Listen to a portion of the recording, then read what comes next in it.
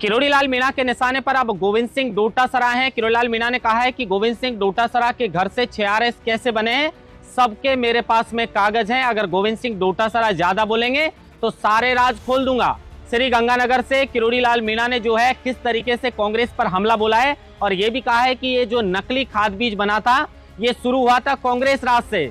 सबसे बड़ा जो फर्टिलाइजर है उसका अड्डा जो है वो कहीं ना कहीं जोधपुर के अंदर है, जो मुख्यमंत्री अशोक गहलोत का गृह जिला है। तो वहीं गोविंद सिंह डोटासरा को साफ चेतावनी दे दी है किरोड़ी लाल मीणा ने कि किस तरीके से फर्जीवाड़ा करके आरएस बने हैं, सबके मेरे पास में राज है, वक्त आने पर मैं खोल दूंगा। इसके अलावा नरेश मीणा पर अब क्या होने वाला है, क्योंकि सर्व समाज की जो बैठक थी इसमें यह निर्णय ले लिया गया है कि 20 जुलाई को राजधानी जयपुर का घेराव किया जाएगा।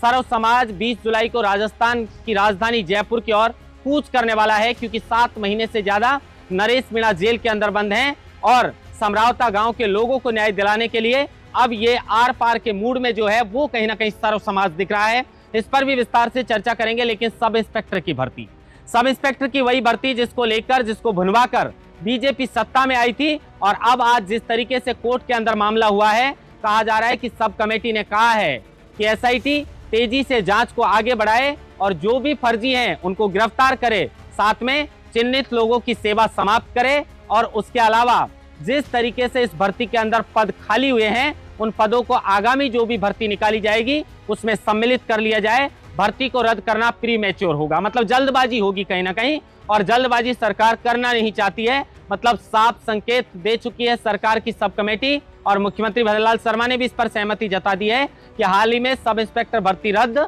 नहीं की जाएगी। तो हनुमान बेनीवाल लगातार इस भर्ती को रद्द करवाने के लिए डटे हुए हैं, रुके हुए हैं। विस्तार से इन खबरों पर आज राजस्थान डायरी के अंदर चर्चा करेंगे।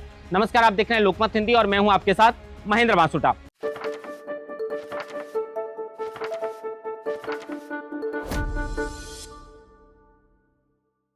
सबसे पहले खबर की शुरुआत डॉक्टर किरोड़ी लाल मीणा ने जिस तरीके से श्रीगंगानगर से निशाने पर लिया है पूर्व शिक्षा मंत्री और प्रदेश अध्यक्ष गोविंद सिंह डोटासरा को। उन्होंने कहा है कि गोविंद सिंह डोटासरा के घर से 6 आरएस कैसे बने हैं, इन सबके कागज मेरे पास में हैं।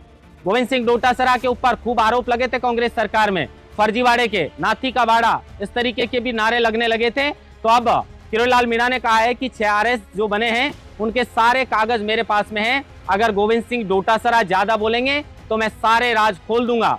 क्या आने वाले समय में गोविंद सिंह डोटासरा के आरएस वाले राज जो है वो डॉक्टर किरोड़ी लाल मीणा खोलने वाले हैं? डॉक्टर किरोड़ी लाल मीणा ने यह भी कहा है कि नकली खाद और बीज बनाने वालों के खिलाफ मेरा एक्शन जो है वो कई कांग्रेसियों के पेट में दर्द कर रहा है, क्योंकि ये जो फर्जीवाड़ा हुआ था, ये नकली खाद बीज बनाने का जो सिस्टम शुरू हुआ था ये कांग्रेस राज से शुरू हुआ था, और खाद बीज बनाने का सबसे बड़ा जो फर्टिलाइजर है वो जोधपुर में है, और जोधपुर जो पूर्व मुख्यमंत्री है अशोक गहलोत उनका गढ़ माना जाता है। तो कहीं ना कहीं जिस तरीके से किरोड़ी लाल मीणा कुछ दिनों से लगातार नकली खाद और नकली बीज बनाने वालों पर नकेल कस रहे हैं, उसके बाद पलटवार जो कांग्रेस की ओर से आ रहा है उसका जवाब किरोड़ी लाल मीणा ने श्रीगंगानगर से दिया है, और गोविंद सिंह डोटासरा को भी अब चेतावनी दे दी है कि गोविंद सिंह डोटासरा जी या तो आप चुप रहिए, नहीं तो मैं राज खोल दूंगा।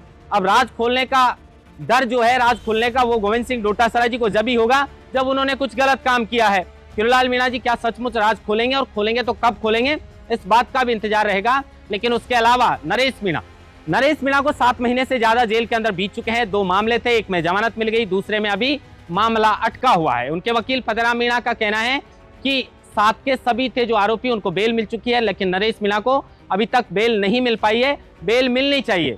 लेकिन उसके अलावा सर्व समाज ने अंबेडकर जो मेमोरियल सोसाइटी है उसके अंदर कहीं ना कहीं ये बैठक 29 जून को जो आयोजित की थी, और उसमें सर्व समाज ने ये निर्णय लिया है कि नरेश मीणा की रिहाई और समरावता गांव के लोगों को न्याय दिलाने के लिए 20 जुलाई को लाखों की संख्या में भीड़ जो है वो कहीं ना कहीं राजधानी जयपुर का कूच करने वाली है।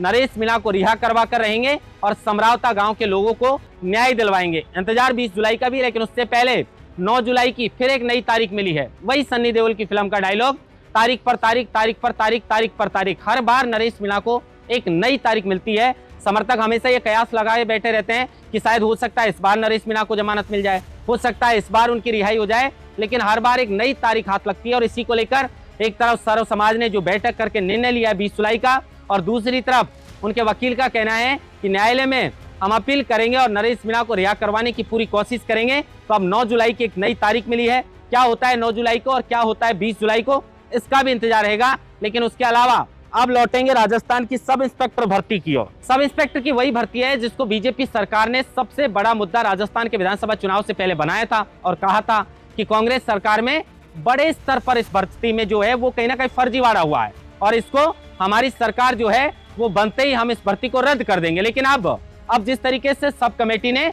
और यहाँ तक कि एसओजी ने समय मांगा है कि इनका पृथक्करण करने में हमें समय लगेगा कि कौन बेईमान है कौन ईमानदार है, थोड़ा समय हमें चाहिए। तो उसके अलावा सब कमेटी ने रिपोर्ट सौंपी है।